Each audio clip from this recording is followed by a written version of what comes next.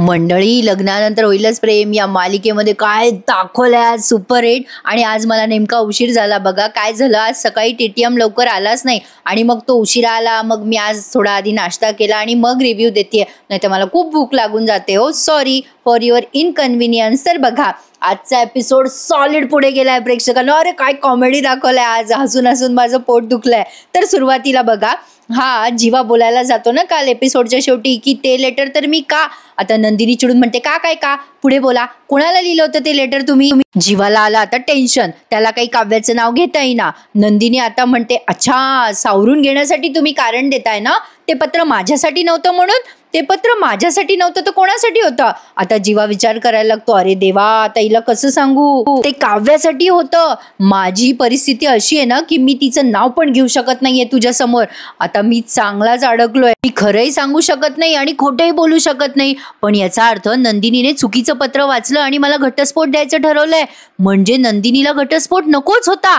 आता याच्या डोक्यात जरा प्रकाश पडलाय. पण आता नंदिनी एक्झॅक्टली तेच बोलते बरं का जीवाला. ती म्हणते मला घटस्फोट नकोच होता जीवा. मी लग्नावर, प्रेमावर विश्वास ठेवणारी मुलगी होते. मी कायम हसणारी, आनंदी राहणारी मुलगी होते. माझ्या आनंद निवास मधल्या काही मुली तर मला इन्स्पिरेशन समजायच्या. पण आता मला तर मी सगळ्यात मोठी लुझर वाटायला लागले जीवा. मी आता आत्मविश्वास गमावलेली मुलगी झाली आहे. जीवाला फार वाईट वाटतंय बरं नंदिनी असं बोलते तेव्हा. नंदिनी म्हणते मी तर शेवटचं कधी हसले हे मला आठवत पण नाहीये. माझ्यातला हा आनंद तुमच्यामुळे हरवलाय जीवा.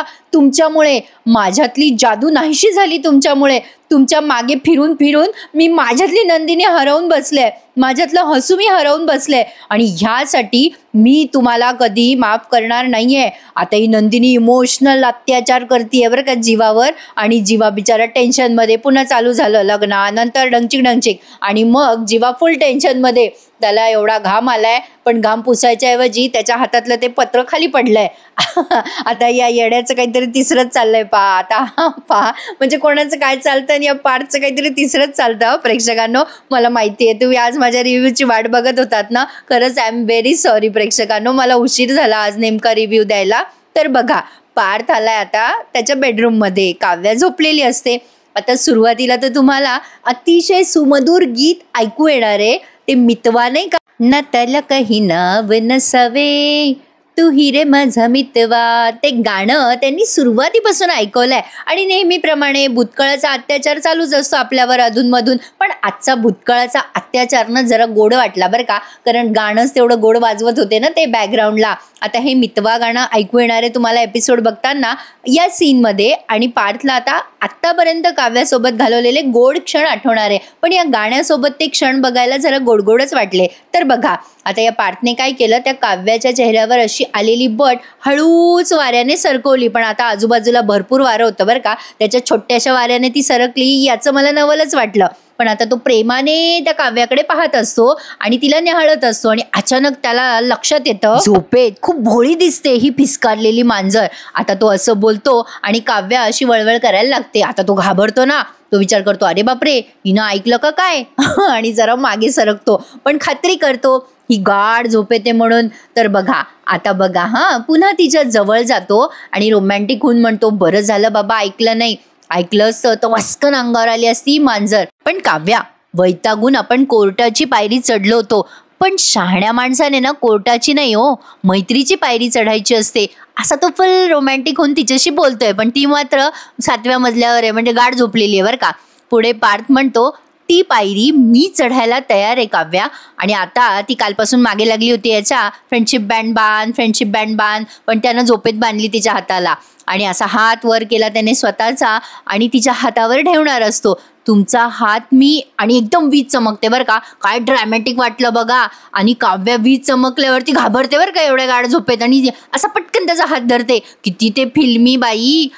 आणि पार्थला ते गोड गोड वाटतं आणि तो तिचा हात घट्ट धरतो. आणि त्याला असं वाटतं आता त्याला सगळ्या काय म्हणतात ते सगळ्यांनी साईन दिलंय त्याला की आता काव्या त्याची होणार आहे म्हणून. पिक्चरमध्ये नाही दाखवत का हो, सगळीकडून असे साईन येतात आणि मग ते आपोआप कळतं. मग तो असे बोटाचे फिंगर क्रॉस करतो आणि म्हणतो, देवा काव्याची साथ हवी आहे मला. आणि पुन्हा लगली वीज चमकते बरं का, आणि काव्य पुन्हा त्याचा हात घट्ट धरते आणि लगेच लग्नानंतर ढंगचिक ढंगचिक चालू होऊन जातं गाणं. तसं पाहिलं तर हा जो सीन आहे ना तो रोमॅन्टिक होता, पण मला बाई जरा फनी वाटला. एवढं गाढ झोपेत असताना कोणी हात असा घट्ट बिट्ट धरलाय आणि रिअलायझेशन पण होत नाही, कमालच आहे नाही का.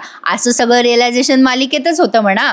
आणि हा असा आपला फिंगर क्रॉस करून तिच्याकडे पाहत राहतो. आणि आता पुढचा सीन आहे ना तो सगळ्यात भारी आहे. आता बघा जीवा फुल टेन्शनमध्ये असतो. आता हे काय होऊन बसलं, नेहमीप्रमाणे भूतकाळाचा अत्याचार चालूच आहे आपल्यावर अधूनमधून. नंदिनी आत्ता जे काही बोलली ते पुन्हा आपल्याला आठवून दिलं त्यांनी. तो सीन पुन्हा थोडा थोडा दाखवला. नंदिनी चिडली जीवावर. ती म्हणली की तुमच्यामुळे मी हसणं विसरले जीवा, या सगळ्या गोष्टीला तुम्ही जबाबदार आहे, माझ्यातली जादू नाहीशी झाली आहे, एक्सेट्रा एक्सेट्रा. तुमच्या मागे फिरून फिरून मी माझं हसू विसरून बसले, माझ्यातली नंदिनी मी विसरून बसले. पण बाय द वे जीवाने आमंत्रण नव्हतं दिलं हिला माझ्या मागे मागे फिर म्हणून. असो, हा ज्याचा त्याचा आपला आहे दृष्टिकोन. तर पहा आता जीवाला ते आठवतं आणि त्याला येतं टेन्शन. तो विचार करतो, अरे यार किती हर्ट केलंय मी नंदिनीला, काय करू आता मी, म्हणजे माझी ही चूक सुधारली जाईल, काय करू म्हणजे नंदिनी पुन्हा पूर्वीसारखी हसायला लागेल. आता तेवढ्यात त्याच्या आतला आवाज आलाय बरं का त्याला. त्याच्या आतमधला रिक्षावाला जीवा आलाय त्याच्या समोर आणि तो म्हणतोय, अरे भावा मी सांगतो ना तुला, अरे काय हाय तू जीवा हाय आणि आपण तुझ्या जखमेवरची दवा हाय. अरे तुला असा बसल्याला बघितला आपण येड्यासारखा म्हणून आपण आलो. बोल बोल काय प्रॉब्लेम आहे. जीवा म्हणतो, माती खाल्ली यार मी. आता तो रिक्षावाला जीवा हसतो त्याच्या आतमधला आणि तो म्हणतो, हा हा हा अरे यात नवीन काय आहे बाबा. मग जीवा म्हणतो, हसू नको रे यार, अरे नंदिनीचं हसू पुसलं गेलंय माझ्यामुळे, कायमचं माझ्यामुळे झालंय यार, मी काय करू आता. मग रिक्षावाला जीवा म्हणतो, सिंपल असतं रे, पोरींना खुश करायला काय लागतं यार, सिनेमा, शॉपिंग, सोना चांदी. अरे काय. जीवा म्हणतो, अरे बाबा तू नंदिनीला ओळखत नाहीस, या सगळ्या गोष्टी तिच्यासाठी इम्पॉर्टंट नाहीये, तिला हे सगळं घेऊन काही मिळणार नाही रे बाबा, पण तिला कशामुळे काय मिळेल ना तेही मला कळत नाहीये. मग त्यावर तो रिक्षावाला जीवा म्हणतो, अरे भावा तुझ्या प्रश्नाचं उत्तर तुझ्या प्रश्नातच आहे, मला सांग तिचं हसू कोणी उडवलं. जीवा म्हणतो, मी. मग तो रिक्षावाला जीवा म्हणतो, आणि मग तूच तिचं हसू परत आणणार. जीवा म्हणतो, अरे यार पण नेमकं मी काय करू. मग रिक्षावाला जीवा म्हणतो, अरे माती खाताना विचार केला होतास का मी कशी खाऊ. जीवा म्हणतो, अरे यार तू पण ना, तू माझ्या जखमेवरची दवाच आहेस ना, का तू नंदिनी आहेस. नाही ती सुद्धा अशीच टोमणे मारत राहते मला. त्यावर जीवा म्हणतो, अरे ती टोमणा मारते, म्हणजे रिक्षावाला जीवा म्हणतो ती टोमणे मारते त्यापेक्षा ती का त्रासात आहे याचा विचार कर ना, किती त्रास देणार आहे त्या गरीब गाईला. त्यावर जीवा म्हणतो, ए बाबा ती काही गरीब गाय वगैरे नाहीये, अरे मित्रा मी चांगला ओळखतो बरं का नंदिनीला. रिक्षावाला जीवा म्हणतो, अरे भावा तू तिला चांगला ओळखत असताना तर एवढा मॅटरच झाला नसता ना. जीवा म्हणतो, म्हणजे मी काय केलं. त्यावर रिक्षावाला जीवा म्हणतो, अरे भावा तू काही केलाच नाही, तोच तर मोठा लफडा आहे. अरे ती तुझ्याबद्दल काय विचार करते, तिला तुझ्याकडून काय पाहिजे याचा कधी तू विचार केला की नाही. याचा विचार केला का. अरे आयसन केल्यासारखा तिच्या सोबत लग्न केला तू. ती बोलली होती का तुला येऊन माझ्याशी लग्न कर. अरे काय बाबा, अरे ती बिचारी गरीब गाय तुझं हार्ट जिंकायचा प्रयत्न करत होती, तू काय केला, तिचा हार्टच ब्रेक करून टाकला.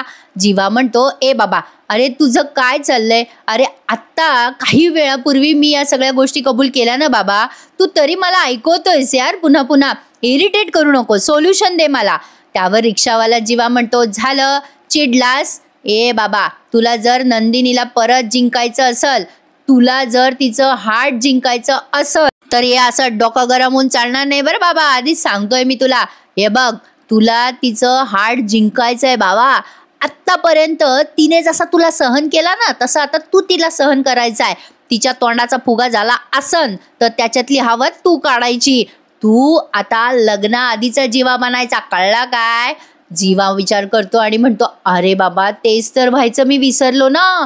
मग रिक्षावाला जीवा म्हणतो, अरे तेच तर लफडा आहे ना. अरे ती नंदिनी तुला विसरायच्या आत त्या जुन्या जीवाचा हात धर आणि ती कशी हसन, तुझ्यामुळे ती कशी खुश होईन असा विचार कर. काय आहे ना बाबा तुझा मीटर सध्या डाऊन आहे, त्याला जरा अप कर रे. जीवा म्हणतो, जमेल ना यार मला. आता रिक्षावाला जीवा म्हणतो, अरे आपण हाय ना बाबा, अरे या जीवाला काही इम्पॉसिबल नाहीये, अरे तू वय पुढं, आपण मांग आहोच की.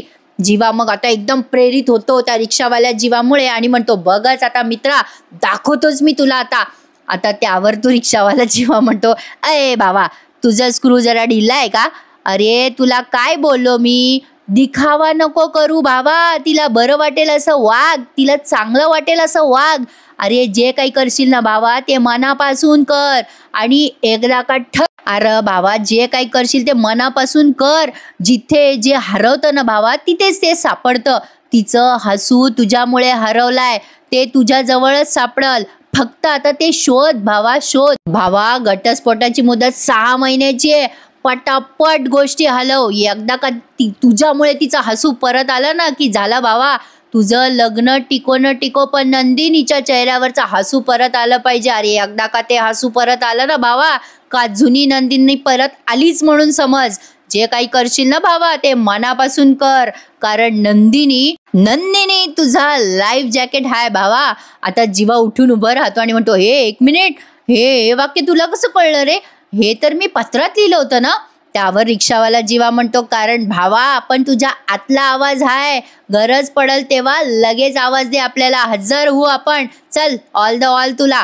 जीवा हसून म्हणतो, अरे भावा, ऑल द बेस्ट असतं रे ते. त्यावर रिक्षावाला जीवा म्हणतो, अरे ए बेन्या, स्वतःच्या चुका सुधार ना. आलंय बेन, माझ्या चुका सुधारते, चल ऑल द ऑल तुला. असं म्हणून त्याच्या आतमधला जीवा म्हणजे त्याच्या आतमधला आवाज हा तिथून निघून जातो. प्रेक्षकांनो, मजेशीर होता की नाही हा सीन? मी खूप एन्जॉय केलं बाबा आजचा लग्नानंतरचा एपिसोड. कसं असतं ना प्रेक्षकांनो, छान दाखवलं ना की मनापासून कौतुक करावं असं वाटलं, आणि जरा बोर दाखवलं की जरा बोरच होतो. मग जे आहे ते खरं खरं सांगावं मनातलं, नाही का? आजचा एपिसोड सुपर डुपर हिट होता, यात काही शंका नाहीये प्रेक्षकांनो. मजेशीर आहे, शेवटपर्यंत बघत राहा. आणि TTM मध्ये पण मी सांगितलं, इथे पण सांगते की लाईक करायला कंजूसी करू नका. बघत राहा लग्नानंतर होईलच प्रेम. आता जीवा एकदम प्रोत्साहित होतो, प्रेरित होतो आणि विचार करतो, चला आता मी नंदिनीला पूर्वीसारखं हसवणार. जीवा, चला आता हार मानू नको, नंदिनीचं हसू परत आणायचं. जीवा, आजपासून तुझं हेच टार्गेट. ऐ चकाचक बाई, बघत राहा. आता हा पसारेवाला आधीची नंदिनी आणि आताची नंदिनी परत घेऊन येणार, असं काहीतरी तो आता ठरवतोय मनाशी. आणि पुन्हा एकदम फिल्मी स्टाईलनी वीज चमकली आहे बरं का. आणि जीवाने ठरवलंय की नंदिनीचं हसू परत आणायचं. आणि या दोघांचे भांडणं इतके क्यूट दाखवलेत पुढे की बघत राहा मंडळी. खूपच भारी होता बाई आजचा एपिसोड. तर आता बघा, इकडे या पार्टचा अजून चालूच आहे काहीतरी कुटाणे. म्हणजे आता इकडे याने पण ठरवलंय की काव्याशी मैत्री करायची. म्हणजे याचं खरंच काहीतरी तिसरं चालू असताना प्रेक्षकांनो, खरंच सांगा मला. आता त्याने काय केलंय, ती फ्रेंडशिप बँड काव्याच्या हाताला बांधली आहे, तरी पण हिला जाग नाही. बरं ठीक आहे, आल्लात बांधली असेल, नसेल आली जाग, मान्य आहे. पण बघा आता पुढे हा तिला फ्रेंडशिप बँड बांधतो आणि तिच्याकडे बघतच राहतो. काय ते एवढा सीन यांनी दाखवलाय या दोघांचा रोमॅन्टिक, पण यांचा पण फार सॉलिड सीन आलाय बरं का पुढे. बघत राहा आता काय. पार्थ आता काव्याला फ्रेंडशिप बांधतो आणि इथे मालिकेचं शीर्षक गीत आपल्याला ऐकू येतं. पार्थ असा मनातल्या मनातच गुदगुल्या झाल्यासारखा हसतोय काव्य. आणि इथे आता या सीनची समाप्ती होते. आणि आता सकाळी सकाळी नाश्त्याची तयारी चालू आहे. नंदिनीबाई आणि मानिनीबाई सकाळी नाश्ता करायच्या तयारीत आहे. मानिनीताई नंदिनीला म्हणत असतात, बाई नंदिनी, कमाले ग तुझी, पिहूसाठी तुला कॉन्सलरला बोलवावं असं वाटतंय का?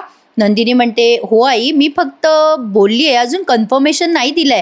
मला वाटलं आधी तुम्हाला विचारावं, बोलूयात तुमच्याशी, तुमची काही हरकत नाही आहे ना? मानिनताई म्हणतात, नाही ग बाई नंदिनी, माझी काही हरकत नाही आहे. अगं मी बघते ग, लेकरू बिचारं कोणाशी बोलत नाही, सगळं मनात ठेवतंय. आणि आपण आणखीन प्रश्न विचारले ना तर ती आणखीन अशी बुजरी होईल ग. बरोबर आहे बाई नंदिनी तुझं, तू ना बोलव बाई त्या कॉन्सलरला.